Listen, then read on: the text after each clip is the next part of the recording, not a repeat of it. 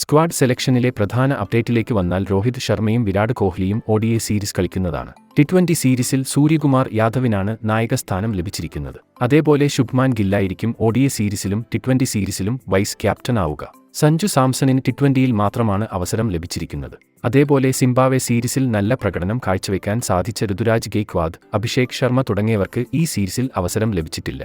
Suryakumar Yadav captain ആവുന്ന T20 സീരീസിനുള്ള സ്ക്വാഡിലെ മറ്റ് താരങ്ങൾ ശുഭ്മാൻ ഗിൽ, യശസ്വി ജയ്സ്വാൾ, റിങ്കു സിംഗ്, റിയാൻ പരാഗ്, ഋഷഭ് പന്ത്, സഞ്ജു സാംസൺ, ഹാർദിക് പാണ്ഡ്യ, ശിവം ദുബെ, അക്സർ പട്ടേൽ, വാഷിംഗ്ടൺ സുന്ദർ, രവി ബിഷ്ണോയി, അർഷദീപ് സിംഗ്, ഖലീൽ അഹമ്മദ്, മുഹമ്മദ് സിറാജ് തുടങ്ങിയവരാണ്.